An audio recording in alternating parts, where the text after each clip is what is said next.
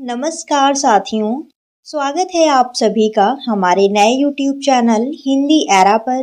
और मैं हूँ दिव्या वर्मा। दोस्तों, आज की क्लास में हम मुंशी प्रेमचंद्र जी की एक बहुत ही प्रसिद्ध कहानी को पढ़ने जा रहे हैं और कहानी का नाम है कफन। चलिए इसका वाचन प्रारंभ करते हैं। झोपड़ी के द्वार पर बाप और बेटा दोनों बुझे हुए अलाव के सामने चुपचाप बैठे हुए हैं और अंदर बेटे की जवान बेबी बुधिया प्रसव पीड़ा में पछाड़ खा रही थी। रह रहकर उसके मुंह से ऐसी दिल दहलाने वाली आवाज निकलती थी कि दोनों कलेजा थाम लेते थे। जाड़ों की रात थी, प्रकृति सन्नाटे में डूबी हुई, सारा गांव अंधकार में लय हो गया था। घीसू ने कहा, मालूम होता है बचेगी नहीं, सारा दिन तो दौड़ते हो गया, जा देख तो आ।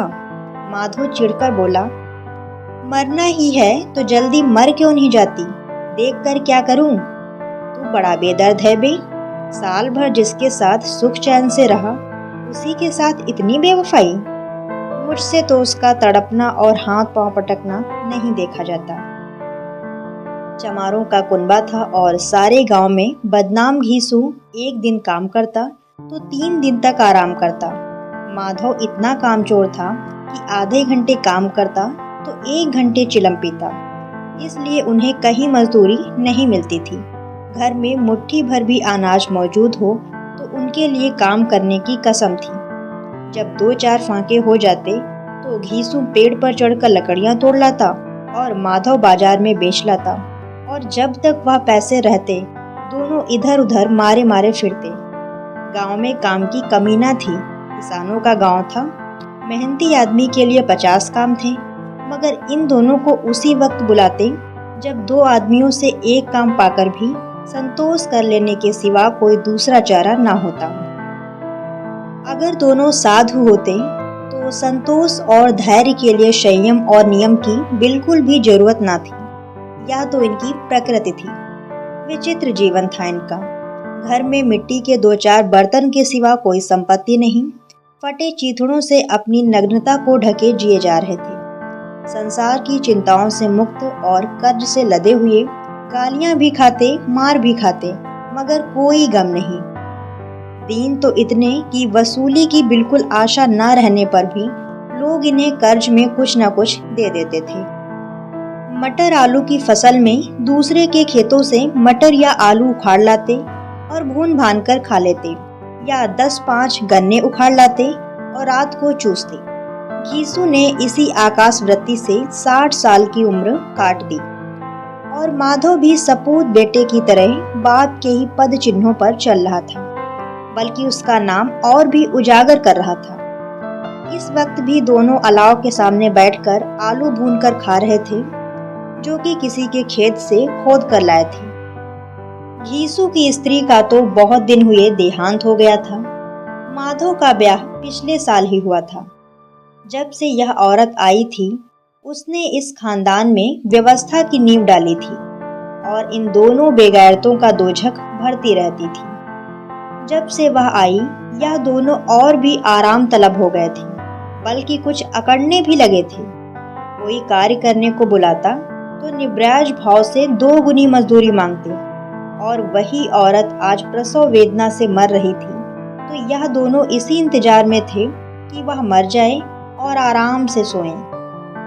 घीसू ने आलू निकालकर छीलते हुए कहा, जाकर देख तो आ क्या दशा है उसकी। चुड़ैल का फिसाद होगा और क्या, यहाँ तो ओझा भी 1 रुपया मांगता है। माधव को भय था कि वह कोठरी में गया तो घीसू आलूओं का बड़ा भाग साफ कर देगा। बोला, मुझे वहां जाने से डर लगता है। डर किस बात का, मैं तो यहाँ हूं ही। तो तुम ही जाकर देखो ना। मेरी औरत जब मरी थी तो मैं 3 दिन उसके पास से हिला तक नहीं, और फिर मुझसे लजाएगी नहीं। जिसका कभी मुंह नहीं देखा उसका आज उखड़ा हुआ बदन देखूं, उसे तन की सुध भी तो ना होगी। मुझे देख लेगी तो खुलकर हाथ पांव भी ना पटक सकेगी। मैं सोचता हूँ कोई बाल बच्चा हुआ तो क्या होगा। सोंठ गुड़ तेल कुछ भी तो नहीं है घर में। सब कुछ आ जाएगा, भगवान दें तो। जो लोग आज 1 पैसा नहीं दे रहे हैं, वे ही कल बुलाकर रुपए देंगे। मेरे 9 लड़के हुए, घर में कभी कुछ ना था, मगर भगवान ने किसी ना किसी तरह बेड़ा पार ही लगाया। जिस समाज में रात दिन मेहनत करने वालों की हालत उनकी हालत से कुछ बहुत अच्छी ना थी, और किसानों के मुकाबले में वे लोग जो किसानों की दुर्बलताओं से लाभ उठाना जानते थे, कहीं अधिक संपन्न थे। वहां इस तरह की मनोवृत्ति का पैदा हो जाना कोई अचरज की बात ना थी। हम तो कहेंगे घीसू किसानों से कहीं ज्यादा विचारवान था, और किसानों के विचार शून्य समूह में शामिल होने के बदले बैठक बाजों की कुत्सित मंडली में जा मिला था। हाँ, उसमें यह शक्ति ना थी कि बैठक बाजों के नियम और नीति का पालन करता। इसलिए जहाँ उसकी मंडली के और लोग गांव के सरगना और मुखिया बने हुए थे, उस पर सारा गांव उंगली उठाता था। फिर भी उसे यह तकसीन तो थी ही कि अगर वह फटेहाल है तो कम से कम उसे किसानों की तरह जी तोड़ मेहनत तो नहीं करनी पड़ती। उसकी सरलता और निरीहता से दूसरे लोग उसका फायदा तो नहीं उठाते। दोनों आलू निकाल निकाल कर जलते जलते खाने लगे। कल से कुछ खाया नहीं था, इतना सब्र ना था कि ठंडा हो जाने दें। कई बार दोनों की जबानें जल गईं। छिल जाने पर आलू का बाहरी हिस्सा जबान, हलक और तालू को जला देता था। उस अंगारे को मुंह में रखने से ज्यादा खैरियत इसी में थी कि वह अंदर पहुंच जाए। वहां उसे ठंडा करने के लिए काफी सामान थे, इसलिए दोनों जल्दी जल्दी निकल जाते थे। हालांकि इस कोशिश में उनकी आंखों से आंसू निकल आते थे। घीसू को उस वक्त ठाकुर की बारात याद आई, जिसमें 20 साल पहले वह गया था। उस दावत में उसे जो तृप्ति मिली थी, वह उसके जीवन में एक याद रखने लायक बात थी, और आज भी उसकी याद ताजा थी। बोला वह भोज नहीं भूलता। तब से फिर उस तरह का खाना और भर पेट नहीं मिला। लड़की वालों ने सबको भर पेट पूड़ियाँ खिलाई थी, सबको।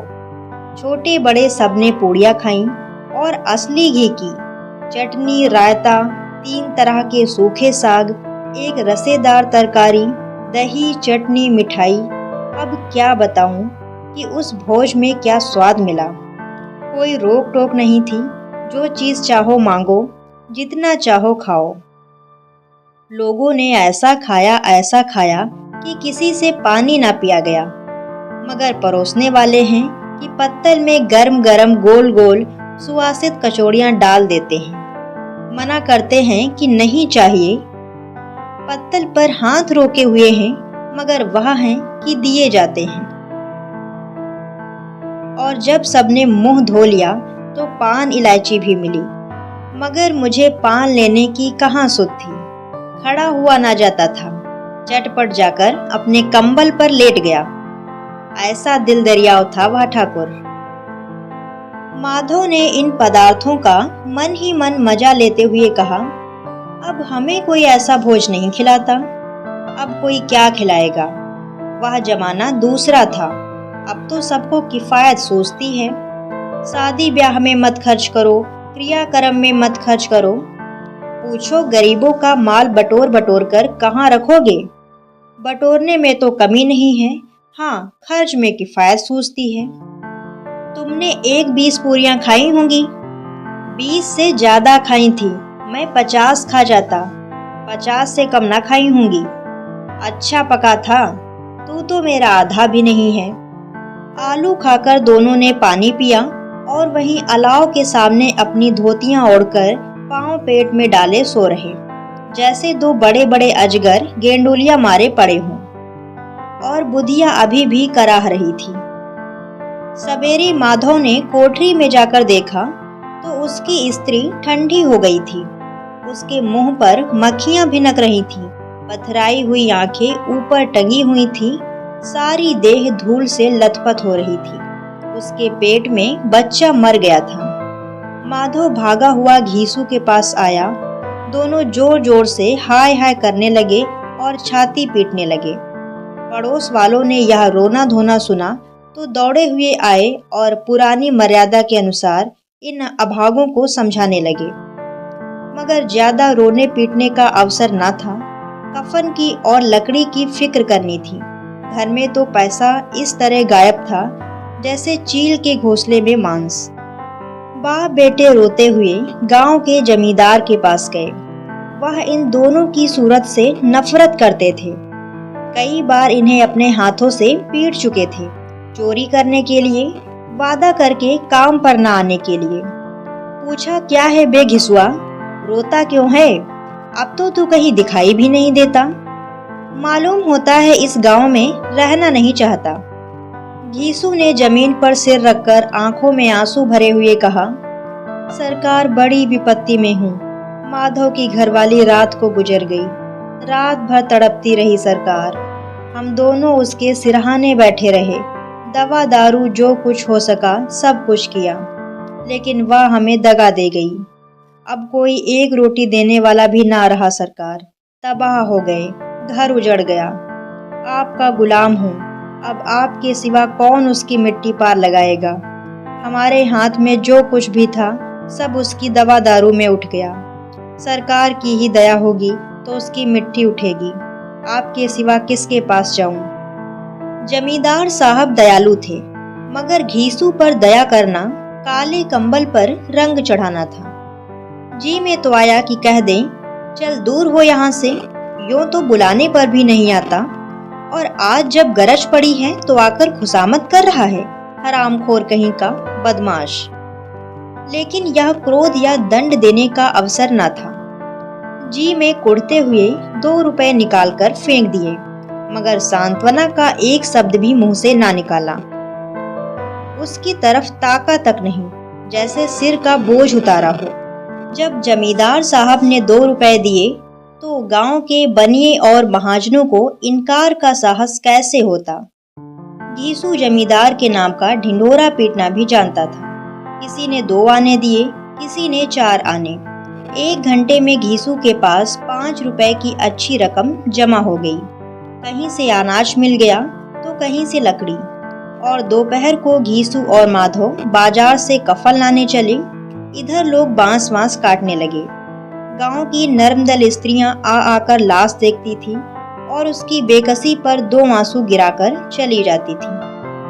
बाजार में पहुंचकर घीसू बोला, लकड़ी तो उसे जलाने भर की मिल ही गई है, क्यों माधव? माधव बोला, हाँ लकड़ी तो बहुत है, अब कफन चाहिए। तो चलो कोई हल्का सा कफन ले लें। हाँ और क्या, लाश उठते उठते रात हो जाएगी। रात को कफन कौन देखता है? कैसा बुरा रिवाज है। जीते जी तन ढकने को चीथड़ा भी ना मिला, उसे मरने पर नया कफन चाहिए। कफन लाश के साथ जल ही तो जाता है, और क्या रखा रहता है। यही 5 रुपए पहले मिलते तो कुछ दवा दारू कर लेते। दोनों एक दूसरे के मन की बात टाल रहे थे। बाजार में इधर उधर घूमते रहे, कभी बाजार की इस दुकान पर, कभी उस दुकान पर। तरह तरह के कपड़े, रेशमी और सूती देखे, मगर कुछ जचा नहीं। यहाँ तक कि शाम हो गई। तब दोनों ना जाने किस दैवी प्रेरणा से एक मधुशाला के सामने जा पहुंचे और जैसे किसी पूर्व निश्चित व्यवस्था से अंदर चले गए। वहां जरा देर तक दोनों असमंजस में रहे। फिर घीसू ने गद्दी के सामने जाकर कहा, साहू जी 1 बोतल हमें भी देना। उसके बाद कुछ चिखौना आया, तली हुई मछली आई और दोनों बरामदे में बैठकर शांतिपूर्वक पीने लगे। कई कुज्जियां ताबड़तोड़ पीने के बाद दोनों सरूर में आ गए। घीसू बोला, कफन लगाने से क्या मिलता? आखिर जल ही तो जाता, कुछ बहू के साथ ना जाता। माधव आसमान की तरफ देखकर बोला, मानो देवताओं को अपनी निष्पापता का साक्षी बना रहा हो। दुनिया का दस्तूर है, नहीं लोग बाम्भनों को हजारों रुपए क्यों दे देते हैं? कौन देखता है परलोक में मिलता है या नहीं? बड़े आदमियों के पास धन है फूके, हमारे पास फूकने को क्या है? लेकिन लोगों को जवाब क्या दोगे? लोग पूछेंगे नहीं कफन कहाँ है? घीसू हंसा, अबे कह देंगे कि रुपए कमर से खिसक गए, बहुत ढूंढा मिले ही नहीं। लोगों को विश्वास ना आएगा, लेकिन फिर वही रुपए देंगे। माधव भी हंसा इस अनपेक्षित सौभाग्य पर। बोला, बड़ी अच्छी थी बेचारी, मरी तो खूब खिला पिलाकर। आधी बोतल से ज्यादा उड़ गई। घीसू ने 2 सेर पूड़ियाँ मंगाई, चटनी, आचार, कलेजियाँ। शराब खाने के सामने ही दुकान थी। माधव लपक कर 2 पतलों में सारे सामान ले आया। पूरा 1.5 रुपया खर्च हो गया था, सिर्फ थोड़े ही पैसे बचे रहे। दोनों इस वक्त शान से बैठे पूड़ियाँ खा रहे थे, जैसे जंगल में कोई शेर अपना शिकार उड़ा रहा हो। न जवाबदेही का खौफ था, न बदनामी की फिक्र। इन सब भावनाओं को उन्होंने पहले ही जीत लिया था। घीसू दार्शनिक भाव से बोला, हमारी आत्मा प्रसन्न हो रही है तो क्या उसे पुण्य न होगा? माधव ने श्रद्धा से सिर झुकाकर तस्दीक की, जरूर से जरूर होगा। भगवान, तुम अंतर्यामी हो, उसे बैकुंठ ले जाना। हम दोनों हृदय से आशीर्वाद दे रहे हैं। आज जो भोजन मिला वह कभी उम्र भर ना मिला था। एक क्षण बाद माधव के मन में एक शंका जागी। बोला, क्यों दादा, हम लोग भी एक ना एक दिन वहां जाएंगे ही। घीसू ने इस भोले भाले सवाल का कुछ उत्तर ना दिया। वह परलोक की बातें सोचकर इस आनंद में बाधा न डालना चाहता था। जो वहां हम लोगों से पूछे कि तुमने हमें कफन क्यों नहीं दिया तो क्या कहोगे? कहेंगे तुम्हारा सिर। पूछेगी तो जरूर, तू कैसे जानता है कि उसे कफन ना मिलेगा? तू मुझे ऐसा गधा समझता है? 60 साल क्या दुनिया में घास खोदता रहा हूँ, उसको कफन मिलेगा और बहुत अच्छा मिलेगा। माधव को विश्वास न आया। बोला, कौन देगा? रुपए तो तुमने चट कर दिए, वह तो मुझसे पूछेगी। उसकी मांग में सिंदूर तो मैंने डाला था। कौन देगा? बताते क्यों नहीं? वही लोग देंगे जिन्होंने अब की दिया। हाँ, अब की रुपए हमारे हाथ न आएंगे। ज्यों-ज्यों अंधेरा बढ़ता था और सितारों की चमक तेज होती थी, मधुशाला की रौनक भी बढ़ती जाती थी। कोई गाता था, कोई डींग मारता था, कोई अपने संगी के गले लिपटा जाता था, कोई अपने दोस्त के मुंह में कुल्हड़ लगाए देता था। वहाँ के वातावरण में सरूर था, हवा में नशा। कितने तो यहाँ आकर एक चुल्लू में मस्त हो जाते थे। शराब से ज्यादा यहाँ की हवा उन पर नशा करती थी। जीवन की बाधाएं यहाँ खींच लाती थी और कुछ देर के लिए यह भूल जाते थे कि वे जीते हैं या मरते हैं, या ना जीते हैं ना मरते हैं। और यह दोनों बाप बेटे अब भी मजे ले लेकर चुस्कियां ले रहे थे। सबकी निगाहें इनकी ओर जमी हुई थी। दोनों कितने भाग्य के बली हैं। पूरी बोतल बीच में।